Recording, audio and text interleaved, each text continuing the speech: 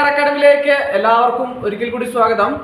LD ക്ലർക്കിന്റെ Devaswom ബോർഡിന്റെ പുതിയ notification വന്നപ്പോൾ പല ഉദ്യോഗാർത്ഥികളും ശ്രദ്ധിക്കാതെ പോയ ഒരു പ്രധാനപ്പെട്ട തസ്തികയാണ് LD ക്ലർക്ക് എന്ന് പറയുന്നത്. ദേവസ്വം ബോർഡ് സാധാരണ തിരുവിതാംകൂർ ദേവസ്വം ബോർഡിന്റെ 18 to 36 ഏജ് ലിമിറ്റ് എന്ന് വിചാരിച്ച് പലരും ആ തസ്തികയിലേക്ക് മാത്രമേ അപേക്ഷിക്കാൻ പറ്റുകയുള്ളൂ എന്നുള്ള വിശ്വാസത്താൽ അപേക്ഷ സമർപ്പിക്കാതെ 36 കഴിഞ്ഞവർ അപേക്ഷ സമർപ്പിക്കാതെ പോകുന്ന പല അവസരങ്ങളും ഉണ്ടാകാറുണ്ട്.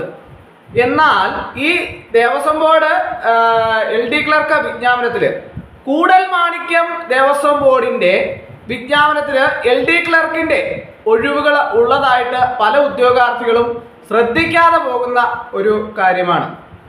അപ്പോൾ അങ്ങനെയുള്ള തസ്തികകളിൽ ഏജ് ലിമിറ്റ് എന്ന് പറയുന്നത് 18 to 40 കൂടൽമാണിക്യത്തിന്റെ LD ക്ലർക്ക് ഒഴിവുകളിൽ അതിന്റെ ഏജ് ലിമിറ്റ് എന്ന് പറയുന്നത് 18 to 40 വയസ്സാണ് ഏജ് ലിമിറ്റ് എന്ന് പറയുന്നത്.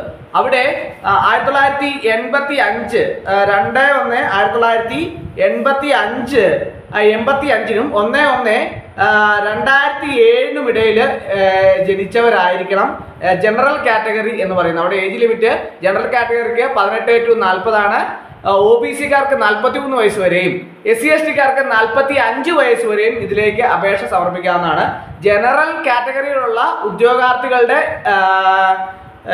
വർഷത്തിന്റെ കാര്യമാണ് പറഞ്ഞത്. ജനറൽ കാറ്റഗറി 1985നും 2007 ഇടയിൽ ഉള്ളവരായിരിക്കണം. അതുപോലെ തന്നെ ഈ LD ക്ലർക്ക് തസ്തികയിലേക്ക് അപേക്ഷ സമർപ്പിക്കാൻ വേണ്ട യോഗ്യത എന്ന് പറയുന്നത് SSLC ആണ്.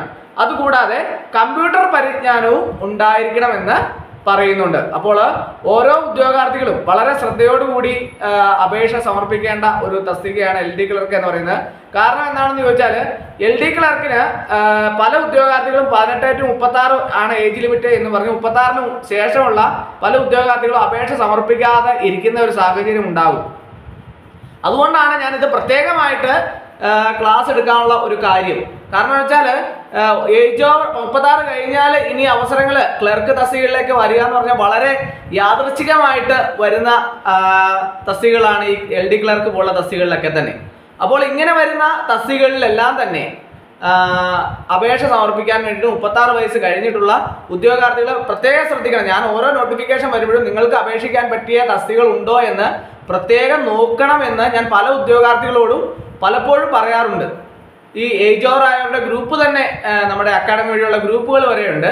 അപ്പോൾ അങ്ങനെ ഉള്ളതുകൊണ്ട് തന്നെ പല ഉദ്യോഗാർത്ഥികൾക്കും അപേക്ഷ സമർപ്പിക്കാൻ വേണ്ടിയിട്ട് ഞാൻ അങ്ങനെയുള്ള വരുന്ന നോട്ടിഫിക്കേഷനിലൊക്കെ തന്നെ പ്രത്യേകമായിട്ട് ക്ലാസ് എടുക്കാറുണ്ട്. അതുകൊണ്ടാണ് ഞാൻ പറഞ്ഞത് ഈ കൂടൽമാണിക്യത്തിന്റെ LD ക്ലർക്കിൽ ഏജ് ലിമിറ്റ് എന്ന് പറയുന്നത് 18 to 40.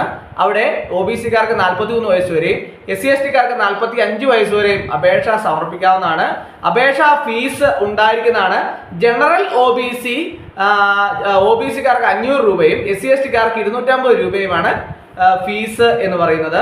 അപ്പോൾ അതിലേക്ക് അപേക്ഷ സമർപ്പിക്കാൻ യോഗ്യരായ ഉദ്യോഗാർത്ഥികൾ ഉടൻ തന്നെ അപേക്ഷ സമർപ്പിക്കേണ്ടതാണ്. അതുപോലെ തന്നെ ഇതിനകത്ത് ഉദ്യോഗാർത്ഥികൾക്ക് സംശയത്തിന്റെ ആവശ്യമില്ല. കമ്പ്യൂട്ടർ പരിജ്ഞാനം എന്നാണ് പറഞ്ഞിട്ടുള്ളത്.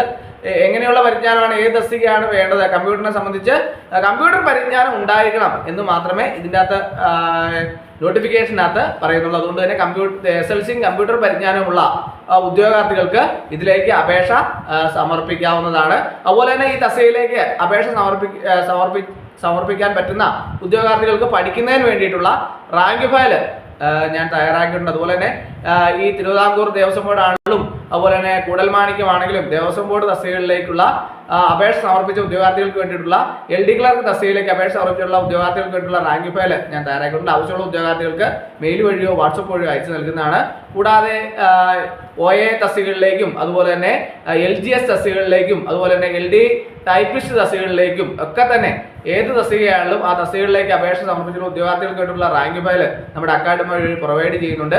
നിങ്ങൾക്ക് ആവശ്യമുണ്ടെങ്കിൽ നിങ്ങൾ ആവശ്യപ്പെട്ടാൽ നിങ്ങൾക്ക് മെയിൽ വഴിയോ വാട്സപ്പ് വഴിയോ റാങ്ക് ഫയൽ അയച്ചു തരുന്നതാണ്. ഇതിന്റെ സ്റ്റഡി മെറ്റീരിയൽസ് ഓരോ ടോപ്പിക്ക് തിരിച്ചുള്ള പ്രധാനപ്പെട്ട ചോദ്യങ്ങളും ഉത്തരങ്ങളും പ്രീവിയസ് ചോദ്യങ്ങളും ഉത്തരങ്ങളും എല്ലാം ഉൾപ്പെടുത്തിയാണ് റാങ്ക് ഫയൽ തയ്യാറാക്കിയിട്ടുള്ള. ആവശ്യമുള്ള ഉദ്യോഗാർത്ഥികൾ കോൺടാക്ട് ചെയ്താൽ നിങ്ങൾക്ക് മെയിൽ വഴിയോ വാട്സപ്പ് വഴിയോ അയച്ചു നൽകുന്നതാണ്. ഡിസ്ക്രിപ്ഷൻ ബോക്സിൽ ഞാൻ നമ്പർ കൊടുത്തിട്ടുണ്ട്, നിങ്ങൾക്ക് എന്നെ കോൺടാക്ട് ചെയ്താൽ റാങ്കിഫൈൽ മെയിൽ വഴിയോ വാട്സപ്പ് വഴിയോ അയച്ചു നൽകുന്നതാണ്. അപ്പോൾ ഈ ഏജ് ലിമിറ്റിന്റെ വ്യത്യാസം നിങ്ങൾ എല്ലാവരും കൃത്യമായിട്ട് മനസ്സിലാക്കി. 36 വയസ്സല്ല ജനറൽ കാറ്റഗറിക്കാർക്ക് വാലിഡേറ്റ് 40 വരെയാണ് എന്ന് മനസ്സിലാക്കി. OBC-കാർക്ക് 43, SC/ST-കാർക്ക് 45 മനസ്സിലാക്കി അപേക്ഷ സമർപ്പിക്കാൻ വേണ്ടിയിട്ട് പ്രത്യേകം എല്ലാവരും ശ്രദ്ധിക്കണം.